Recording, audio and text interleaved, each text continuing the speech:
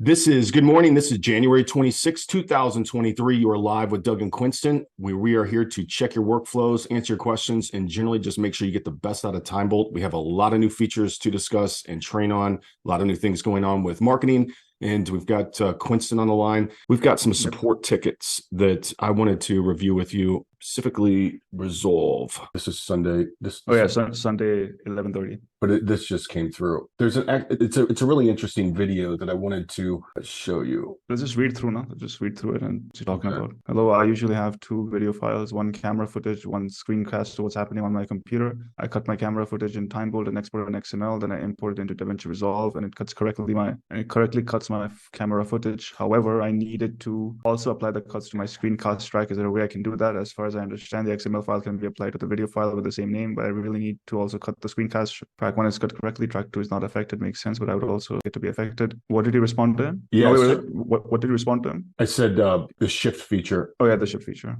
Because that's he's in DaVinci. This is what he just wrote. This is the correct way to do it. This wasn't the right. There's a number of these. So did you notice what he said? If you scroll up, so he says that it's even easier for me because there is no delay between the two clips. He doesn't need to shift. He only needs to shift it if there is a delay between the clips. So let's say his screen recording started at T-5, his camera recording started at T-10. Then there would be a problem with shifting it by 5 seconds. But he says that they both start at T-5, for example.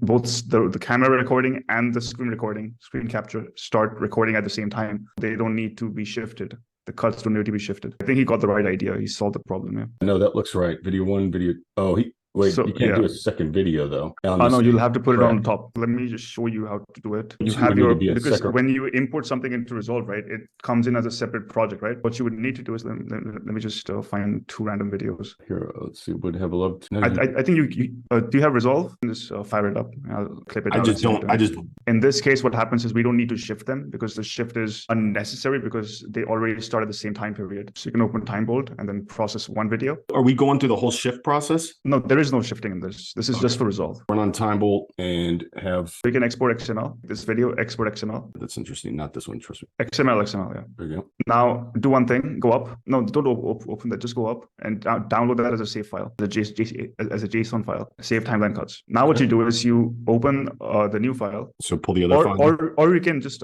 first we can just open this XML into Resolve. Let's just take this XML and open it in Resolve. So one thing to do is it's better always to shift to the edit section in Resolve. If you can see in Resolve at the bottom is the third icon the third icon. It's always best to use this because it gives you more room to work with. You can go into the media pool. You can just do the process that we always do. You have to put in the raw source file first, right? Yeah. File. And then import the XML version. You uncheck this and put this to Resolve. Now we will take the JSON file and apply it to another clip. You can take a different clip and open it in TimeBolt. For example, this will be, if this is the screen capture, that file will be the camera, for example. Let me find I've been working on the desktop capture. That's why. And this process will only serve the purpose of no delays between the two files. If there is a delay between the two files, then you'll have to shift. Now you apply the timeline cuts here, the one that the JSON I just saved. Let's just say that it was the same. Yes. And now you export XML. Wait. I think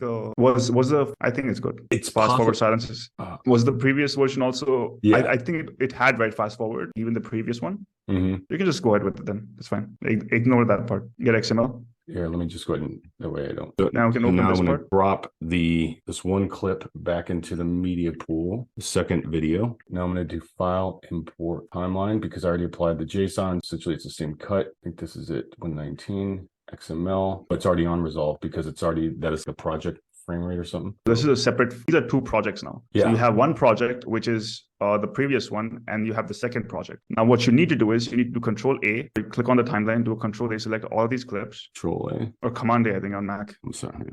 Do a Command C, copy, and then open that the other project. The other project is essentially the last icon, the second row icon in the media pool. Yeah, it's not already open. That's right. It's not already open. So this one right here. Open that and then go to the end of this and then put your timeline cursor at the end and then do a Command V. Now you can zoom out and then adjust these cuts accordingly. Because you can zoom out and then you can say top part, unlink them, the top part, and then put them in there, click out. Yeah. And select the video and then drag and drop it. Yeah. And then drag and drop it on top. I see. And then you can do the same with the audio. Because it'll be be on this one? The whole thing, the top also. It's a double track audio. 1, 2, 3, 4, 5, 6. Only the 6 ones, the 6, and then drag that whole thing, and you're good to go. Oh, I see. And that's your double. What TimeBolt doesn't do is TimeBolt doesn't cut the ends. TimeBolt keeps the end chunks. So you have to adjust them manually. TimeBolt keeps the end. You have to adjust it manually in Resolve, which means exactly. This is how you do it if there's no delay. If there's delay between the two files, which means, for example, that you started the screen capture first, and then after some time you started the camera, which means there is a delta delay between the starting point of when you turned on the screen capture and when you turned on the camera, then there might be some issue with a sync. You have to then shift, and we can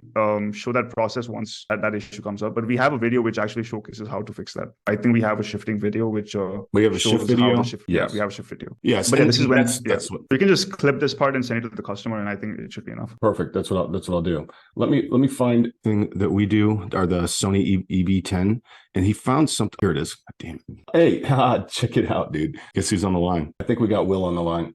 We actually got Will on the line. Quinston, we'll wait for him to jump on. We're on your ticket right now, Will. Did you want me to play this video, Quinston? All right. Can you let me know if you can figure this out? Hey, what's up, Will? I swear we're just looking for your sports ticket. We're just about to go through it. I appreciate it. Sorry if you can't see me. My power went out of my house, believe it or not, and mobile internet and a whole bunch of nonsense. But I'll probably turn the video off just to keep the bandwidth low, relatively low, and you guys can hear me. You can definitely play it, and the issue. And what I think I did was I think I did figure it out, but we'll go through it. We can definitely go through it. Yeah, let's go through it. I think you articulated very well. The issue that I'm having here. I'm gonna just be very transparent with this whole thing. I'm gonna start from scratch. New project. Follow the instructions that are on the website. You're gonna see it's not gonna work, or at least it shouldn't work. And that's what I expect. Don't be surprised. For starters, what I'm gonna do is I'm gonna drag the source clip first, change the settings on the clip. I'm gonna go to clip attributes. It's at 59.94. I'm gonna go to file. I'm gonna go to import. Go to timeline. The XML right there. I go to XML, put open, then I put resolve, and automatically remove it. Now it's going to start incorrectly. And I'm going to clarify. It did. That's it. Now, the issue is in the time code for at least the camera that I use. I use the FX3, the Sony FX3, and I can't tell you how I just stumbled on this, and this seems to have fixed it. Let's start a new project, same files and everything. Now, instead of dropping your source code, what you do is you go to your file, you open and import your timeline from the XML file. Press open, and you go to resolve, and you unclick automatic. So you do the same process, except you don't drop your source clip. It's going to give you all these error messages, right? You think the world's the end and everything's now you drop your source clip. Now check this out. So I've heard people talk about the homestead exemptions, and I want to clarify something. So first and foremost, yes, you should be filing. I knew Quinston. I saw this and I was like, Quinston has to see his video.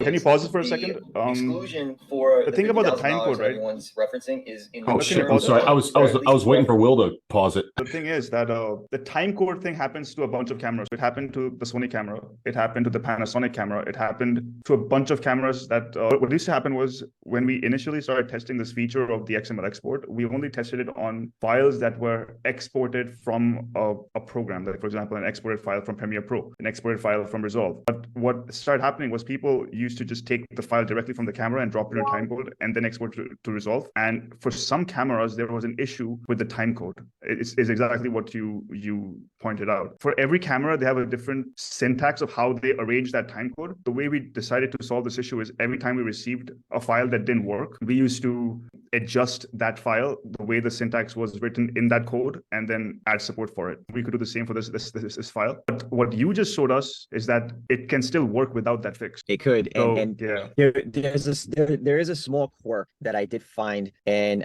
it's interesting because I think there's another video where I was, I didn't figure it out, but I did. But what happens is, because what I showed you saw, and it works all the way Correct. through. The workflow works. What happens, and this happened with 3 or 4 videos, towards the end of the video, and I think this is because of the time code, it keeps a portion of the video that was supposed to be extracted. It's literally as simple as, I know my video is supposed to end at 48 seconds, so let me just go slice, and then the rest is dead. For whatever reason, it inputs it in, and it was driving me crazy, not because it was doing that, but because I know I figured this out, and I know TimeBolt is reading this right. It's taking all my gaps and taking everything that I'm putting in there. I played around with it a couple of times. What I did was I exported it out with my manual changes, and then I saw that everything was still good. Then I said, if it's still keeping the extension. Let me see if I don't touch anything and I just export it out, and it would still keep the relative end space. It was just it was that one added step. I'm not even calling it inconvenience because it's just an added step. You don't have to go in and you don't have to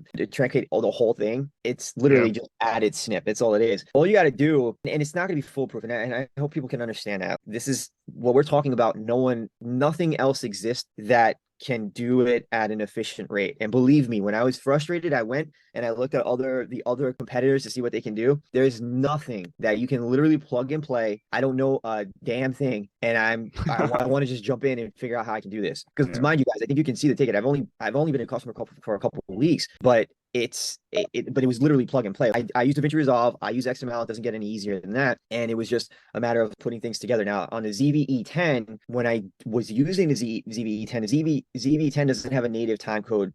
And there was really never any issue with that. The cinema cameras, and this guys, this might be isolated to the cinema cameras, and the cameras have just a timecode feature that it may or may not be something that it would even requisite going too far into. Okay, another video. This is what you need to do. And if you see anything that's beyond what it is, just go in there and literally snip it. Just snip it. The point is that the time code, all a person has to do is literally just reverse what they're used to. Drop the XML first, then drop, because what's happening is Resolve looking for the time code. It's looking, it needs something to give it, to feed it what time code is going to read. By dropping in the reference file first and then dropping the XML, what we're doing is we're saying the video starts at this and it ends at that. The XML is feeding it the correct information. DaVinci it's not picking it up correctly, and that's where the deficiency is, because you can see that clear as day when you the constant is there when you do it video first, and the constant is there when you do the XML first. It's just, what do you do first, right? And the XML for the time coded stuff is going to work better. I actually didn't know that. I actually didn't know, because I knew that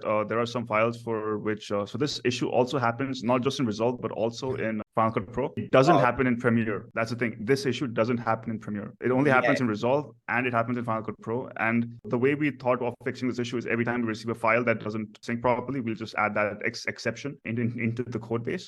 But what you just showed is that if you reverse the process, you don't even need to do that. You can just have the XML first and then put the video, and it just recognizes it perfectly. That's it. It recognizes it, and then you're able to drop it in. And I'm still playing around with it in terms of tinkering with, for instance, just to save you guys a headache of having to try any of this stuff. I tried the option for not removing the blank spaces, right? But keeping the slices in there, and it still had the same issue, right? Yeah, no, it won't work because the time code is what dictates the starting point of the video. Exactly. These cinema cameras, they don't give you an option, and it's unfortunate because I really wish they would. The ZV-E10 is such an easy functional device, and then when I got excited, I'm Super 35 cinema camera. Let me jump in that, and then I spent 3 months trying to figure that out because it's an entirely different animal. ZV-E10, you literally plug and play, pick it up, and you just run with it. It's the easiest thing to run. There's no FX30, FX9, FX6, FX30. FX3, any of the cinema line cameras, they all have time code, and you can't change the time code to just the reference and seconds. It's going to have the minute, it's going to have the seconds, it's going to have the milliseconds, and it's all going to be time coded. The other things that I did was I tried to reset the time code on the FX30 to see if maybe that would work. No, it's not. It doesn't. From a workflow standpoint, a person could continue working on their workflow whichever they feel fit. Right. The time, your software is sophisticated enough to do the XML time code readout, and DaVinci is sophisticated enough to read it. It's just if they do the workflow that way, where they throw the XML first and then they throw the actual piece over it. What I didn't try is, and this may be, and I think this is such an isolated use case, is a multi-camera feature that you guys have. The splice, I haven't tried it ever, but I had my first instance where I could just this past week, but I didn't try it because it's the first time I've ever even had it in any use case. I just linked it up to DaVinci Resolve. It worked really, really nicely, and I just did it manually. It works as long as you can figure out the mathematics behind when it starts and when it ends, and if you can adjust the delta properly, you can just do it manually. And I think that's what's saying. So from the manual standpoint, it's probably easy. And again, such isolated use case. You guys probably have the statistics for how many people actually do multi-cam edits anyway, and it's probably not many. From that standpoint, and I don't even, it's not an inconvenience, right? It's just an added step. The next level editing. It just continues to increase the production value. The most rigorous multi-cam setup that most people have is they have a camera pointing towards them and they record the screen. That's the most advanced multi-cam setup most people have. They probably don't have 3-4 cameras cameras, looking at them. No, exactly. And that was me. I had two cameras pointing at me and I dropped it in the timeline. I would say that I was mesmerized with the fact that DaVinci could actually line it up than I was concerned with having to worry about gaps and breadths and stuff. That you're not editing for a straight workflow. You're editing pieces here, picking it up, editing stuff on the tail end, picking it up, putting it together and making it look it's one succinct thing. And in some cases, it's just better to have, honestly, it's better to have that one piece of each individual footage and work through it, because if I edit this and I pick it up and I edit other pieces of it, I can pick it up and I can mark it. I think in use cases that it's going to be very, very varied, but the time code aspect of it is not going to change from cinema camera. And honestly, that's probably where it would get really frustrated. Eventually, I hope to support every single sort of camera, because it's a matter of time before we get enough exceptions sent to us that we will be able to detect it as, oh, this already came before. We already have an exception built for this camera. I think it's just a matter of time before all these video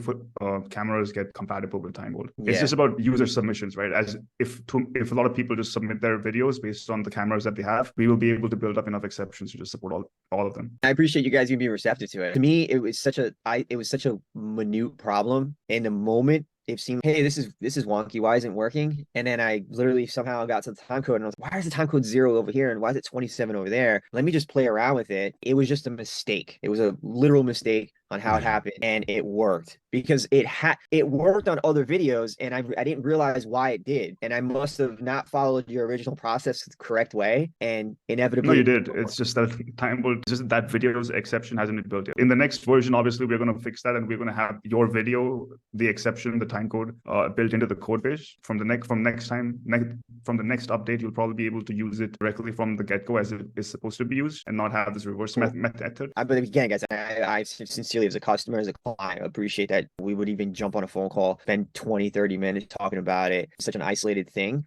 But it's not. We don't. Luckily, you said something in the first place. You have to imagine maybe 20, 30, 40% of your customers are actually going to say that there's a problem. There's obviously a leak that probably annoyed a lot of other people. That you bringing this up and figuring out exactly what the issue is really helped us. It looks like you provided a folder with the videos in it. A test video that I have. I downloaded them. And I'm happy to any other feedback. The problem is some of these, because I record in SI codec and rarely HS. I think that was HS, but usually these files are huge. But I'm happy to share anything related to that to try to help in that regard, because I know from the last video that I saw, because I didn't even know you guys do these on every Thursday, where people can just come on and just talk Q&As and troubleshoots and stuff like that. Yeah. And I happened to see the last video that you did where you mentioned, Doug, you had mentioned about the ZV-E10. Crap, we have the same camera, and I went literally down a rabbit hole of looking at other things. There was a video, I will tell you this, there was a video in the past that you made that referenced very quickly something about, it wasn't time code, it was file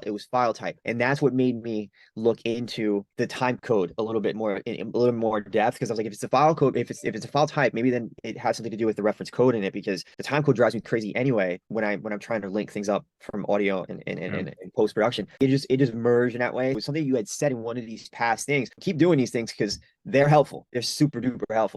But again, guys, I really do appreciate it. I love this product. I really do. And it saves a tremendous amount of time from, nice. I'm a one man. I edit my own stuff, right? I don't edit things for other people. For me, and I have a full-time job, but part of my job is content creation, right? This part of it, as you guys know, because you figured out the problem, is the biggest headache. It's not the trying to figure out the creative part of it. It's literally the monotonous part, the technical part. Exactly. Because after doing it for an hour and a half, then you forget what the whole point of the creativity side of it is. You could just drop the XML in there, drop the reference file in there. All of a sudden, you got a file you can work with. I didn't edit it completely perfectly, but I just saved myself an hour and a half. And you got good timing within your video, right? That's what it's all about. Yeah. Just telling a good story is having good timing, and it becomes its own. Have you, now with the Sony V10, I noticed you're walking around in your video. Are you a gimbal or something that you're holding on to? Like, do you have this thing? This is the best. No, I have another gimbal, but this is the one that I use. I use the Zion Crane 2, but this is overkill. Believe it or not, the only way that it works with the ZV-E10 being such a small camera is I have to use a heavy lens on it. The one that I use now is the I wish I had it on because you 800. No, I use the how's it called? The Viltrox 13mm 1.4, which is a pretty beefy lens for what it is, and it has enough weight on it because it's metal that it keeps it pretty sturdy. And then I think of some of the reference tracks I had on here too. I use the FX3, which the FX30 is a Super 35, just the ZV-E10, and they share very similar sensors. The ZV-E10, for anybody who's watching it, is the best value proposition out there. I bought the FX30 thinking I was going to be able to I could do the same with my ZV-E10, no joke. And it takes better pictures because it has a mechanical shutter. You know, clean HDMI too. That's a big thing. That's why they call it the vloggers cameras. I literally have a one cable coming out of the side of it. And it just puts a clean HDMI signal out. That's it. And you can you don't have to use anything. Crack. Plus, exactly. And what I do love about it is that it does have you can put some other features that other cameras don't have. It has it can clean your face up if you're into that. The focal points that it has are pretty advanced. It has one of the more APS-C sensors in it. The product tracking, phenomenal, right? It's just from a value proposition standpoint, it's a great device. Plus, you have the option to turn timecode off and timecode on. Which the A7 IV to try to find out was a pain. You can't turn it on, you can't turn it off. There's a way to do it, but I haven't figured it out. FX30, I can't do it. And I think that's the problem with cameras is that you there's a consistent thing with Canon cameras. It's a consistent thing with Panasonic. There's a consistent thing with the menu systems in Sony tend to be way different. The ZV-10 menu system versus the FX30 is way different. For me to find something, an average consumer, I have to go to a reference manual and have to go here or look at a YouTube video. But to make it very simple for anybody watching, just reference one camera, work the hell out of it, learn it. And if you're gonna throw it into TimeBolt, get really familiar with that camera. Because now I know how the differences and nuances are between the ZV-E10, which have no issues, versus say the FX30, which I know now I got to just be prepared to time code it a little bit differently. And it's just a little bit differently. It's nothing really different. You're just switching first step, second step. That's it. Yeah. Did you TimeBolt? Did you TimeBolt before we supported preview? Yeah. Video preview? Yeah. Were you excited when you saw video preview? Yeah, show man. up on your... I was super excited. I saw that and I was like, what's different? Because again, I didn't know about that feature. I know when I went in, I jumped in, they said, hey, there's an update. I updated. Then I was like, man, this is really cool. Saw that the preview was there. Then I saw your email maybe a day or after I did the update, and that's what led me to down the rabbit hole of the fact that you guys do these Thursday updates and all that stuff. And I was like, this is really cool. This is really, really cool because a lot of times what happens with products, the product is created from time to time, is refined, and then it's just lost. It's just no one supports it. There's not a human person behind it. And if there are, there's no one who's really front facing and being in a position where it's, let's listen to that problem. Right. And that was clear as day. Then honestly, that's really what prompted me to send that video. He's answering, he's all these updates and all of these update features to make the product be more sexy. It's because these are things that other people have requested. Maybe it's worthwhile to just send some feedback on this to see. And then I got super excited when I figured out the solution, and that's the reason why I sent the video back, was because, hey, I think I figured it out. And if I figured it out, if I did, this is really cool because maybe somebody else. I knew that there was going to be a human person involved in that in some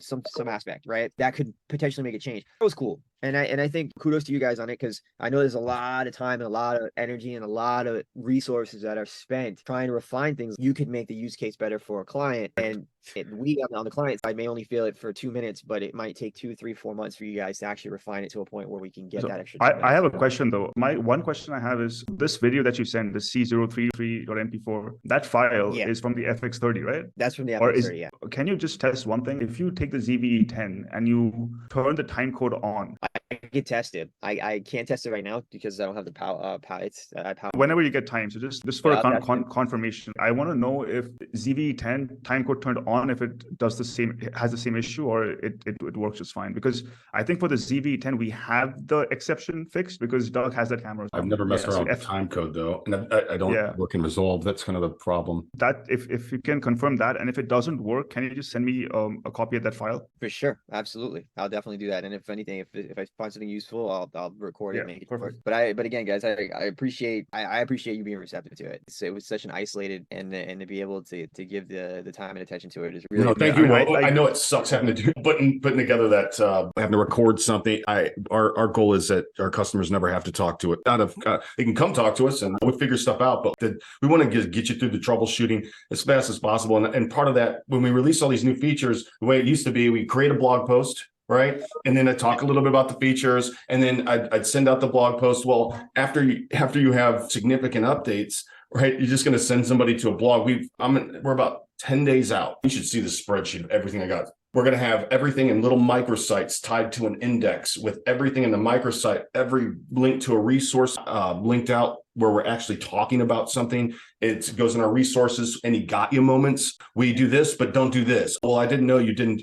If there's any gotcha, which essentially becomes our product to-do list, right? What we update, hero videos, it's all very concise because we onboard a lot of new users in the last couple weeks. And I appreciate that. Look, the video, believe it or not, sending the video was way more convenient than actually typing anything out. And because this is what I do, legitimately have it set up in such a way where it's for clients, when I do stuff for clients, I'll make a video, I'll run through the use case of it, and then I'll send it over to the clients. I'm always on it for someone to be able, and hopefully people know resources out there that you can download real quick, use it, send it over, and then say, hey, look, this is the issue, and actually show you what the issue is versus trying to explain what the issue is. Because I can tell you with absolute certainty, I've been using Resolve for years. If you try to tell me and point me to menu drop downs and all this, you're going to lose me. Well, it's impossible to troubleshoot. We did half the time. Some of the stuff is my decibel level was too high, and they're all on this back part and Resolve somewhere, and that wasn't there. So we have to figure out on the front end.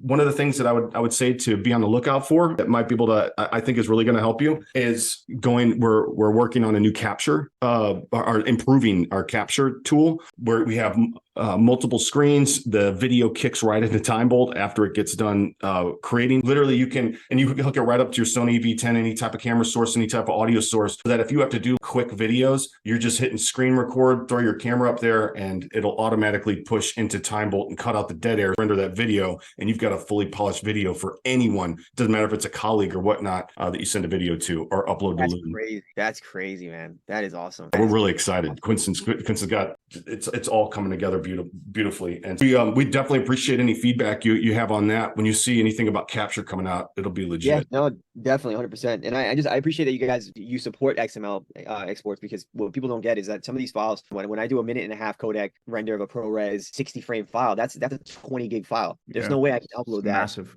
And download that. I throw the XML file in there. I have that bad boy done in 30-40 seconds with an export, and it's already done for me. People you don't appreciate that, a very low resolution or a very small file size, but you surely appreciate that when your workflow is in the 4 or 5 range, and you're just like, this is incredible. That is the exact reason why TimeBolt is offline. When we started the product, when we started product development, we had a debate on why it should be offline, and this was the main reason, that I don't want customers to upload the files to the cloud. If you have a 20 gig file, you don't want to upload that to the cloud. You just want it on your local disk. Exactly. And that's where it becomes exponential. And mind you, I'm telling you, the program handles it phenomenal. It just handles it phenomenal. And for people that are concerned about it, then throw proxies in there. Right, throw a low res proxy in there, and it'll solve any problem that you have with that. But the XML exports are exponential, and they've been key. And that was the key thing for me when I looked at it from a consumer standpoint. I said to myself, hey, I don't want to upload and download and upload and download and upload and download a file. I want to just be able to upload once, and if I can extract the XMLs,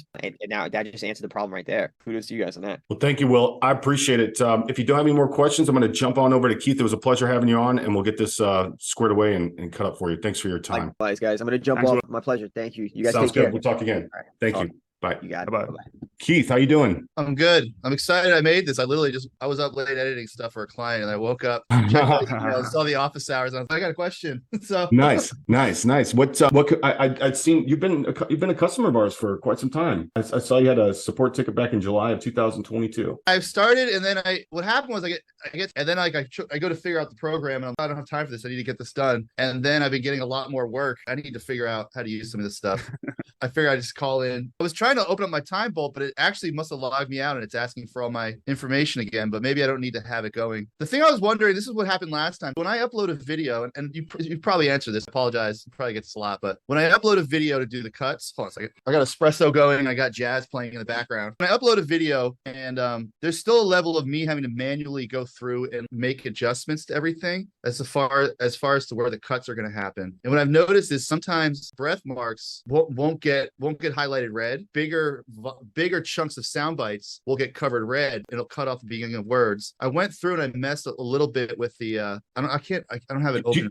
Are you able? And you're right. You do have an active license key. You just have to relog back in. But to do this particular part, you don't need to have the key. Okay. That we can show you. I'm happy to walk you through this because people do have this issue. Yeah, I figured it's a dumb little thing. about what to do. There's lots of different buttons you can click, and I can show you. There's one key button that is the main one. Was it normal to have to, when you first go through, to make little tweaks anyway? Like it's not going to be perfect. Doug, I think it's best if you get a file from him, right? Or he can share his screen and you can guide him through it. Yeah, is that possible? If you give me 1 second, are you guys? Just drop your file into TimeBolt, whatever file that, however you record, just share your screen, and let's see. Let's just walk through and see why TimeBolt is behaving the way it is, and what your settings are set at. Right, cool. Let me drop the file and I'll share. And where's the audio part? What the hell is it? Wow, look at that. I've never even seen anything flip right there. That's interesting. Okay. I've never have you ever seen an audio waveform that goes all the way to the bottom, Quinston? Oh, this right here? I don't know what that is. I don't know what that is. That's my syncer when I did. This is one of the reels I did like a year ago. Nice. So I use the pro audio thing. That's what it is. It's a clapper. Let's see your settings here. Let's just get a baseline. You got minus 35.5. Good. These are all basic. These are the default settings. Let's go up to the before we proceed. If you see the audio waveform, can you scroll up? If you see the audio waveform, the sound is the volume is not as like so right. I think one thing that you should do is can you go to the settings icon? There's a blue gear icon, and that there is this option called volume increase. This is an option which only affects the preview, that when the detection algorithm runs, it actually detects higher volume rather than a lower volume in the file itself. This will help detect the audio better. So if you can restart the app after that and put in the same, there's a restart app option to the left. Or you can just go into file new. Just go file new. No, don't sync. New file new. Click the File new button. File new. Yeah. And then you'll have to reshare your screen. Quinton, what I wanted to see to the right of his timeline. I don't know if that was just fodder, or he's just kind of moving around and making some noise. Oh, okay. Nice. Picked it up. Scroll to the right. Let's just see. Let's get an understanding of what's in this timeline. This is just a crappy one that I did. That's really where you start talking.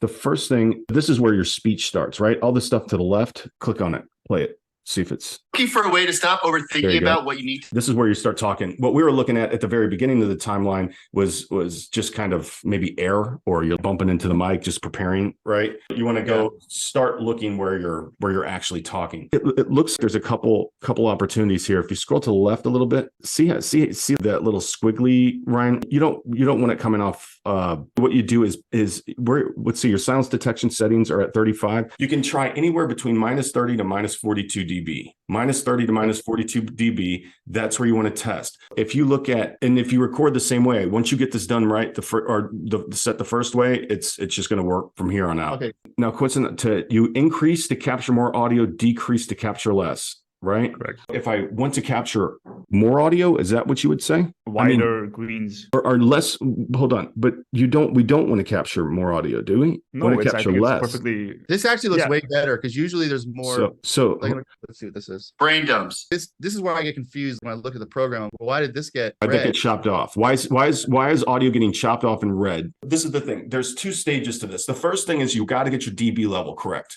And then the second stage is I'm going to show you why that particular audio signature is in the red. 90% of the time of the content that people are making, that particular piece is a cough or a mic strike. Or if you don't want to capture any of that, you can go in and ignore detections. If you scroll down, see this ignore detection shorter than. What that does is that catches the random mic strikes and all. If you don't want it to capture any of that, it's going to make you have to cut more stuff out, because it's actually very helpful. You can zero that out, and that won't capture other than silence detected. But I would recommend leaving that at 0.75. And then this is what you do. Go to flip timeline selection. See that flip timeline underneath? It's in blue. It's below the double check. What that does is that allows you to see the reverse of what you're cutting out. If you were to scroll through, you can preview only the silences or random audio noise strikes to be cut. And if you've got something that you want to keep, you just keep it. Right? Go back to that one piece of audio. Now I'm going to teach you how to keep just this.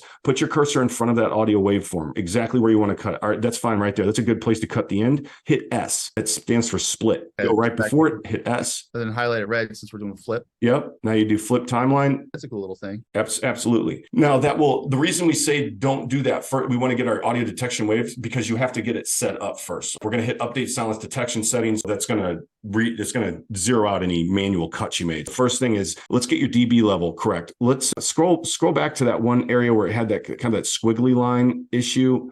There we go. Let's just test some stuff here. why don't you try minus 30 dB? See right here? Let's just see what happens. And then you go down, hit update silence detection. That really didn't do too much. Go all the way up and I tried something minus 40 dB. When we go to minus 40, is that getting hot? Is that increasing it or is that lowering it? Because it's negative, I forget. I would say, but I'd be lying if that's why I was trying to get it out of Quinston without coming up and say, now, is it increase? It's getting more green. If you increase it to minus 40 from minus 35, it will become, the greens will become wider. You want to go to minus 30 then, right? You got too much green there. I think minus 30 was actually perfect. Update. Cool. This is good. I don't know. What is that? What is it? Can you just play that? So I was wondering. Oh, it's me. I can see moving stuff around. Let's just turn it off. I mean, I don't know if we need it. It's mumbling. That makes sense. Talking to yourself. I get it, man. Yeah. Like everybody has. Every time I have to share one of my raw files with Quinston, I just feel no one wants to share the raw files with anybody. It's every picture you've ever taken. And yeah. That makes sense. And then just out of curiosity, what happens on the client video stuff I was working on? Can you see my cursor moving or no? Or yes. This is why I had to keep correcting. I think it's adjusting these down here. And it worked out fine here on this video. But you have these two sound bites right here. This just to recreate it. And then I'd have to go through, add this back in. I don't think that would be, you should never have to do that. The only reason, if you get your dB level set up correct, right now, if you played this, that's what you call the left padding. You can turn that off. So the first thing I do is click, when you're starting this, go to the beginning of this thing and you got a bunch of stuff, random stuff. I don't know what the hell that is right there. Looking for, what the hell is that? Looking for a way to stop. I've never seen, did we do something there, Quinston? You see this right here? Do you see that? I've never seen that before. Can you undo it? See the little sliver that it's in green? No, that's cut up, right? This was all default. You know what I'm saying? Can you do a Command Z, Control C? Yeah, I think this was TimeBolt that made this. Default. Okay. That's weird. Totally weird. I've never seen that happen before. That's actually good because that's an example of little. It's not this. It's usually what I would see is this little green would be red and this big chunk would be green. That's why. And then so I'd go through and just kind of manually correct it real quick. Can you do one thing? This is at 5 seconds, right? Can you go down to the bottom and update silence again and go back to 5 seconds and see if that's still there? Sweet. I think. Wait, did it fix it? Can you scroll through and see if you can find that piece? There it is. Oh, look, that was it, I think, right? Let's see. I don't know what. Looking for a way to... Now it's fixed. That was interesting. Interesting. We'd see thousands of these every day, and not every day, but we've seen thousands of them. But this is the thing, is that go to the beginning of your timeline. I want to teach you just a couple of things. Looks at filter belows, right? And as you're going through, the first thing you're going to want to do is go up to the top, and you're going to put, go all the way up to the top of TimeBolt, right there, stop. See the preview playback rate? Put that at 1.5x. That's going to default your preview speed to 1.5. There's no point in watching this at the same speed that it happened live. So if you scroll down to the timeline, start at the beginning of your timeline, double click in with the cursor. So now when you hit spacebar, we got the little, this is the take one. This obviously is all retakes and stuff. What I want you to do is go back to the beginning of the timeline. I'm going to teach you something that's going to save you a boatload of time. All you're going to do is click the O key. If you hit spacebar and as that's going through and you don't that scene, click O. Just hit O, okay. And it skips not only that, but then it goes to the next. You can rapidly cut out the whole beginning, trim out. Oh, that's cool. That's awesome. Just turn it off. This is what I want to. Yeah, that's where you want to start. Looking for a way to stop over. There shouldn't be, see how nice it looks on the front. See, when you start speaking on the left padding side of things, our words start immediately. Unlike the right padding where you have long S and P sounds that end words. That's why right padding is set at 0.15 and left padding is 0.01. If you want more padding on the front of your words, which you test, most people don't find it necessary, you increase the left padding by 0.05, 0.15 on left padding, 0.15 on right padding. But you don't use left and right padding to actually, if it was cutting into some word, use the dB level. Padding would be this side would be left, and then this side, this is one phrase. Yeah. This is the left side, acknowledging how the pronunciation of basically the words. You're saying it's a little bit more it's immediate, abrupt when you start. You can be really aggressive and jump cut exactly the way it's point to point. But on the end, I would not do less than 0.12 because otherwise it's cutting off my words. So should I adjust this to 0.12? You can, depending it just depends on what your speech pattern. You'll figure out. Each time I get new client videos, do a lot of talking head reels. Whenever I get a new one, that's something to look out for because it's gonna be based off their sort of speaking patterns and stuff. If I see this getting a little more cut off. Yeah, what is that? What is that right there? That's a good point right there. We don't want that right there. What is that word right there? This one? Brain dumps. No, hold on. See, this is what you want to look out for. You're in the right place. See a little bit to the left. See that little black sliver? No, not in the green. See in the right here? Yeah, right there. See how it's good. That's good. Yeah. So That's, what is that? What is it? Hold on. Is that yes? Is it? no, what it was on this video, I would say what the next part was about, and then I would put a text card, I'd narrate the text card over it. That right there, we don't want that though. That's the thing. We don't want that to be in red. That's actually something we don't want to be in red because it's still kind of the end of a word, right? That means our DB level is still not set correct. Maybe we increase, let's try 35 just to see where this thing's at 35. And we're at minute. See, it's you're almost starting to get out of that particular. What I'm saying, that's the first thing. You just scan that timeline and just make sure. I see. Instead of me going through manually, Don't ever do just go that. through and just adjust. I see. You're cool. This is why I'm here, because I don't know anything about this stuff. So, all right, great. You're saying next time I go through, scan the timeline. If I see stuff this cutting off, the first thing would be adjust the DB levels. Yes, and then not left or right padding. You leave that. That's just a icing on the cake, right? It's your DB level. Yeah, the left and right padding is kind of 42, and it's still cutting it. Then I go through and just make then it's making tweaks with the padding at that point. Exactly. And if you want to capture here, let's keep scrolling through that. This is a good example right here. I would have to tweak the right padding. Say we're at 42. No, you don't. But that's it. You don't want to tweak padding to capture more or less audio. I know you would think, hey, just capture. It actually screws things up when it's the DB level. Look, your right padding is perfect when the audio is correct on these audio waveforms. Right? Oh, I got you. Because the DB is what's saying, hey, we need to open our ears up more and listen. So this padding, my padding looks pretty good down here. Yes, your padding looks good. Your padding looks good. And as long as you stay around that padding, you could go to 0.12 or something like that. It looks, these are clean way of saying things. It looks minus 35 dB is actually where you want to be.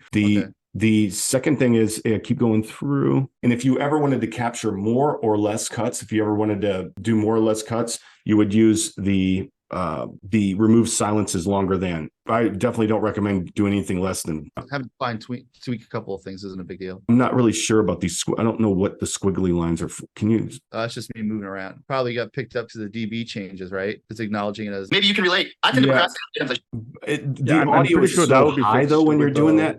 Sorry, just go ahead, Quinton. I think that those three lines would probably be fixed if.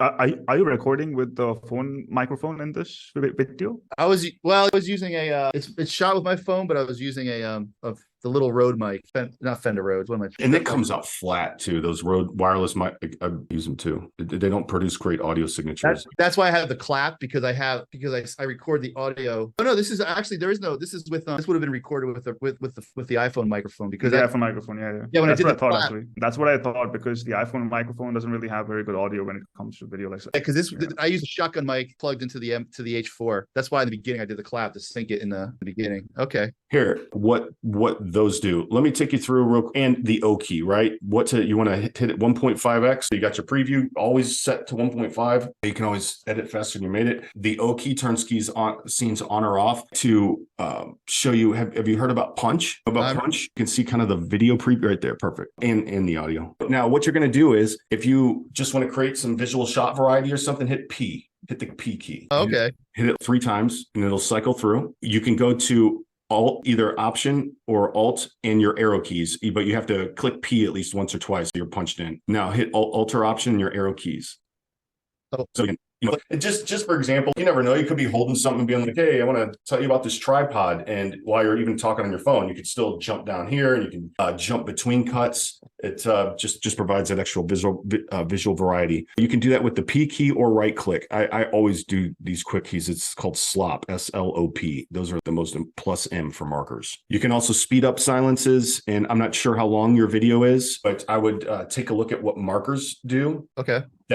I don't know if you do any chapter markers for YouTube, anything? No, right now, the most of the work I'm getting is just these talking head reels. I just get the reel, put out all the stuff, and then caption it, and then animate emojis and all that fun, the Hermosi stuff. Like with clip scribe type markers, do both chapter markers for YouTube and imagine this. Imagine you've got a longer video. How long is this right here? 2 minutes or? I do longer forms sometimes. I just haven't gotten this is like 5 minutes almost. This is 5 minutes, and you want to make you've got this is all cut up into the 5 minutes that you want, but you also want to make a 1 minute highlight reel because you got the start of topics or something important. What you can do is you're going through and let's go and put your cursor on the green. And let's say this is important, click the letter M, and that creates, it's called markers. That creates a mark. Keep going down. Let's say you keep playing and put another M. There you go. And then go down and one more M. Okay. Now what you can do is go to keep only mark cuts at the bottom. Now, if you go back to the beginning of your timeline and hit the space bar. People out there. How do I get back? Okay.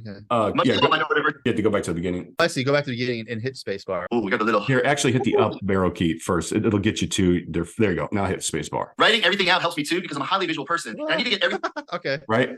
But what's happening here though is it keeps only the mark cuts. Now you can think about it like a reverse pyramid. Just you got your raw timeline, then you've got your time bolted timeline that may be longer form, and then you can have your more quick Instagram reel type stuff. And you can export this as XML, and it just saves you that having to go through and create another project and then all those things. So in theory, I could take the guy's reel, fucking head reel, and I can just go through. And if I find all the parts, I think there's not a lot of cuts to meet breath marks to take out. I could just marker everything, export it, open that up, and then I have his whole thing already there. It only makes sense to do though if you need if it goes from 10 to 5 minutes and then you got to do a minute, because otherwise if you're only going to do 5 minutes, you don't even need to worry about markers, right? Because okay, I got you. Okay, cool. The last thing with markers, there serves two functions.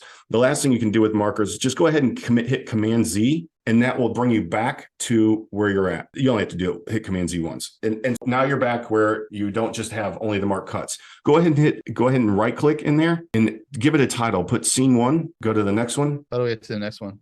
Just scroll or hit scene 2. Scene 2, and then you're going to do the S3. And this right here, if you get making long form content, this is going to save you it's going to save you whatever duration of the video that you already have. Because what happens is after I put this into TimeBolt, your 4 minutes and 15 seconds isn't going to be 4 minutes and 15 seconds on the video, right? There's no way I could say, well, here I start a new topic, even though I'm having to go through and listen to it all in the first pass, because it would never match up. Now what we do, you've got your 3 scenes. Imagine those are chapter markers for YouTube. They're the start of a new topic. If you scroll down, you see the little three icons right there. Hit download markers text file. Now open that text file up. This is the beauty. You see right down there. It's clickable. You can click. Oh, you can click right here. Oh, nice. And it gives you a little. When you pull that up, do you see what it did when you open up? Intro, S1, S2. S3. It exactly formats it. You can copy and paste it directly into YouTube, directly into the YouTube chapter markers. I got you. So in the description, you can copy and paste this. Oh, that's cool. Label each part. Be punch-ins on TimeBolt. Chapter 3 right at the first pass. Now that saved me a whole nother 45 minutes to an hour of going back and having to rewatch the original footage, then do all that stuff by hand. What I would also recommend is this. I do for my longer form content, I use turbo mode. And what turbo mode does, go ahead and double click that. There you go. Activate turbo mode. This allows you to increase your rate of speech within the entire project. 1.125x. I think it's a really good speed for information-based videos. It'll take your whole video and add a speed up effect. Once if you were to do that, now all of a sudden, if you were to use that same markers text file, your time would be off as well, right? Now that you're in here, you go to the three little dots right here and download markers text file, and that has the additional 1.125x speed accounted for. So that means like how I'm talking is sped up a little bit.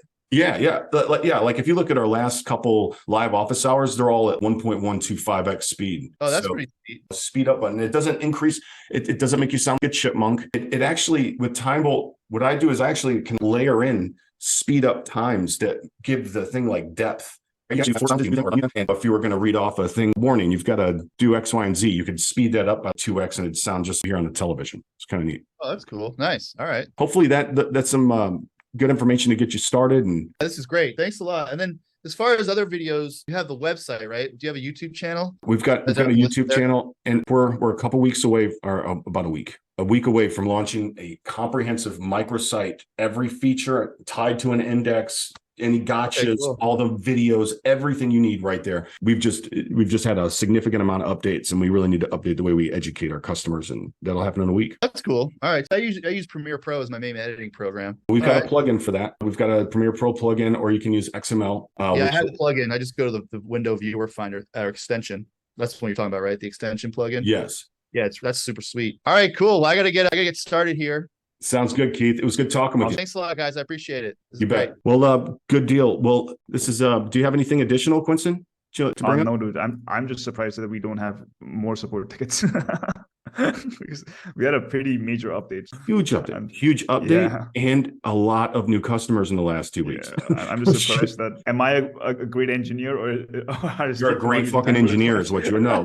That's not. You're a great fucking engineer. And what's nice is with TimeBolt, it's not. Let's just go ahead and throw this out there and see what happens. And we know that there's issues. We spent a good amount of time, month and a half, troubleshooting everything to avoid a massive flood of angry customers. So that's what I was worried about. Excellent. Well, thank you very much for joining us, Mo. I didn't get a chance to say hello or hi, but I live in Missouri. I automatically like you. So, Mo.